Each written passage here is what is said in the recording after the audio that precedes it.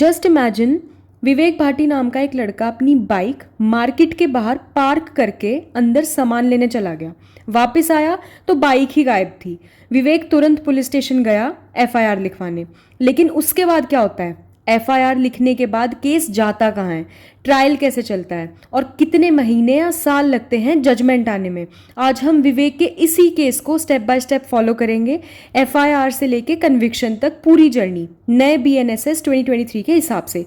Video थोड़ी सी लंबी हो जाएगी क्योंकि हर स्टेज हमने डिटेल में कवर करी है, तो एंड तक जरूर देखना क्योंकि पूरा क्रिमिनल ट्रायल प्रोसेस एक ही जगह मिलना बहुत मुश्किल है। तो स्टार्ट करते हैं। सबसे पहले केस को समझ लेते हैं, ठीक है। विवेक भाटी गाजियाबाद का रहने वाला एक लड़का अपनी बाइक मार्केट के बाहर पार्क करके अंदर गया सामान लेने। जब वापस आया बाइक वहां थी नहीं। विवेक ने पहले आसपास देखा, फिर सीधा नजदीकी पुलिस स्टेशन गया। अब यहां से शुरू होती है विवेक के केस की लीगल जर्नी, जिसे हम इस वीडियो में स्टेप बाय स्टेप फॉलो करेंगे। हर स्टेप पे हम देखेंगे कि एग्जैक्टली होता क्या है, कौन सा सेक्शन अप्लाई होता है और कितना टाइम लगता है। तो चलो स्टेज 1 से शुरू करते हैं। तो स्टेज 1 बात करता है एफआईआर रजिस्ट्रेशन की। विवेक पुलिस स्टेशन पहुंचा और अपनी कंप्लेंट दी। चोरी एक कॉग्निजेबल ऑफेंस है, इसका मतलब पुलिस को एफआईआर तुरंत रजिस्टर करनी पड़ेगी, कोई परमिशन या वारंट की जरूरत नहीं है। और ये कॉग्निजेबल नॉन कॉग्निजेबल का अगर आपको डिफरेंस नहीं पता है तो वीडियो मेरी प्लेलिस्ट में पड़ी है, उसको जरूर देख लेना। ये प्रोसेस बीएनएसएस के सेक्शन 173 के अंडर आता है, जो पुराने सीआरपीसी के सेक्शन 154 की जगह लेता है। एक नया इंपॉर्टेंट फीचर भी ऐड हुआ है, अब एफआईआर इलेक्ट्रॉनिकली भी रजिस्टर की जा सकती है। मतलब अगर जरूरत पड़े तो 0 एफआईआर भी किसी भी पुलिस स्टेशन में फाइल हो सकती है, चाहे क्राइम किसी और जगह हुआ हो। एफआईआर लिखते ही विवेक को एक कॉपी फ्री में मिलती है, ये उसका लीगल राइट है। अब एफआईआर रजिस्टर हो चुकी है, अब शुरू होती है इन्वेस्टिगेशन, स्टेप 2। स्टेज 2 बात करता है इन्वेस्टिगेशन की। एफआईआर रजिस्टर होते ही पुलिस ऑफिसर इन्वेस्टिगेशन शुरू करता है। ये पावर उन्हें बीएनएसएस के सेक्शन 175 से मिलती है, क्योंकि थेफ्ट कॉग्निजेबल ऑफेंस है। पुलिस बिना वारंट के इन्वेस्टिगेशन शुरू कर सकती है और जरूरत पड़े तो अक्यूज्ड को बिना वारंट के अरेस्ट भी कर सकती है। ये पावर सेक्शंस 35 से 39 बीएनएसएस के अंडर आती है। अब यहां एक और नया रिफॉर्म है बीएनएसएस में, सेक्शन 176 क्लॉज 3 के अंडर।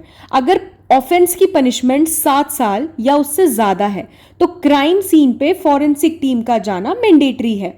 विवेक के केस में अगर थेफ्ट सिंपल है तो ये जरूरी नहीं है, लेकिन अगर केस में एग्रावेटिंग फैक्टर्स हैं जैसे कि व्हीकल थेफ्ट विद फोर्स, तो फॉरेंसिक एविडेंस कलेक्शन भी हो सकता है।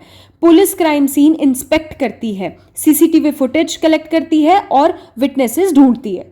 फिर आती है stage 3, evidence and statements. Evidence collection और स्टेटमेंट्स। इन्वेस्टिगेशन के दौरान पुलिस विटनेसेस के स्टेटमेंट्स रिकॉर्ड करती है। ये बीएनएसएस के सेक्शन 180 के अंदर होता है।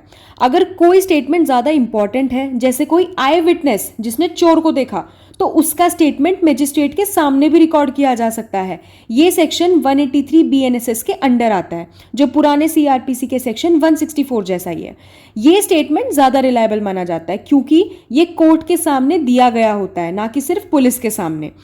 इस स्टेज में पंचनामा भी बनता है, जो सीन ऑफ क्राइम और सीज्ड आइटम्स का ऑफिशियल रिकॉर्ड होता है। ये सब एविडेंस बाद में चार्जशीट का हिस्सा बनेगा। फिर नेक्स्ट स्टेज है चार्जशीट एंड कॉग्निजेंस।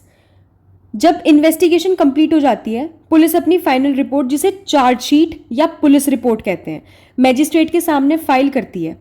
ठीक है, ये बीएनएसएस के सेक्शन 193 के अंडर होता है।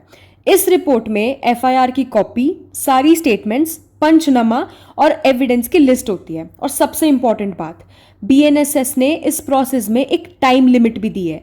क्या है वो टाइम लिमिट? अगर केस सीरियस है तो जनरली 90 डेज के अंदर, और अगर बाकी केसेस में हम देखें तो 60 डेज के अंदर एक चार्जशीट फाइल होनी चाहिए। चार्जशीट फाइल होने के बाद मैजिस्ट्रेट उसे देखते हैं और अगर उनको लगता है कि केस बनता है तो वो कॉग्निजेंस ले लेते हैं। ये बीएनएसएस के सेक्शन 210 के अंदर आता है, 210 के अंदर। कॉग्निजेंस लेने का मतलब है कि अब केस ऑफिशियली कोर्ट के सामने आ गया है। अब देखते हैं स्टेज 5, फ्रेमिंग ऑफ चार्ज। अब मैजिस्ट्रेट अक्यूज्ड को कोर्ट में बुलाते हैं। अगर मैजिस्ट्रेट को लगता है कि प्राइमा फेसाई है, यानी सरफेस लेवल पे एक केस बनता है, तो वो फॉर्मली चार्ज फ्रेम करते हैं। मतलब लिखित में बताया जाता है कि अक्यूज्ड पे एग्जैक्टली क्या एलिगेशन है। ये प्रोसेस बीएनएसएस के सेक्शंस 251 से 263 के बीच में आता है। ये ट्रायल के टाइप पे डिपेंड करता है। चार्ज फ्रेम होने के बाद अक्यूज्ड से पूछा जाता है कि वो गिल्टी है या नॉट गिल्टी। अगर अक्यूज्ड नॉट गिल्टी बोलता है तब ट्रायल शुरू होता है, जो हम अगले स्टेज में देखेंगे। तो नेक्स्ट स्टेज है ट्रायल की, evidence and cross examination. Trial शुरू होता है। अब असली ट्रायल शुरू होता है। सबसे पहले प्रोसिक्यूशन मतलब स्टेट की तरफ से अपने विटनेसेस कोर्ट में पेश करता है। हर विटनेस का पहले एग्जामिनेशन इन चीफ होता है, जिसमें प्रोसिक्यूशन लॉयर उनसे सवाल पूछता है। उसके बाद डिफेंस लॉयर उस विटनेस का क्रॉस एग्जामिनेशन करता है ताकि स्टेटमेंट की सच्चाई टेस्ट की जा सके। अगर ज़रूरत पड़े तो री एग्जामिनेशन भी होता है। विवेक भी इस स्टेज में एक विटनेस की तरह अपना स्टेटमेंट देगा। अगर कोई आई विटनेस है जिसने चोरी होते देखा है, वो भी यहाँ गवाही देगा।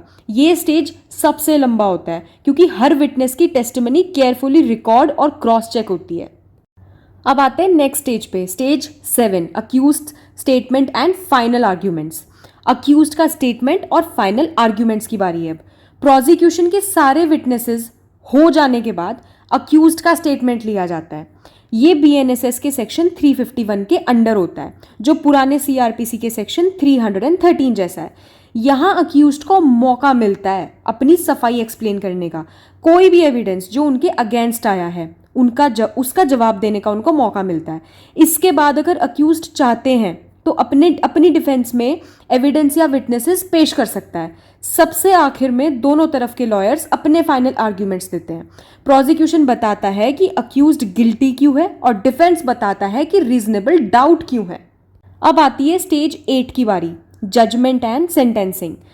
सब एविडेंस और आर्ग्यूमेंट सुनने के बाद जज अपना फैसला देता है। ये बीएनएसएस के सेक्शन 392 के अंडर होता है। अगर अक्यूज्ड गिल्टी पाया जाता है तो उसे कन्विक्ट किया जाता है और उसके बाद एक अलग सुनवाई होती है सिर्फ सेंटेंसिंग के लिए, जिसमें जज डिसाइड करता है कि पनिशमेंट कितनी होनी चाहिए बेस्ड ऑन ऑफेंस की कितनी सिवियरिटी और सरकमस्टांसेस हैं। अगर अक्यूज्ड इनोसेंट पाया जाता है तो उसे अक्विट कर दिया जाता है और वो आज़ाद हो जाता है। ठीक है। विवेक के केस में अगर एविडेंस स्ट्रांग है, सीसीटीवी फुटेज, आई विटनेस, रिकवर्ड बाइक, तो कन्विक्शन का चांस ज़्यादा होगा। और अब आती है सबसे लास्ट और सबसे आखिरी important stage, appeal and full timeline. अगर कोई भी पार्टी, अक्यूज्ड या प्रोसिक्यूशन, जजमेंट से सेटिस्फाइड नहीं है तो वो हायर कोर्ट में अपील फाइल कर सकते हैं।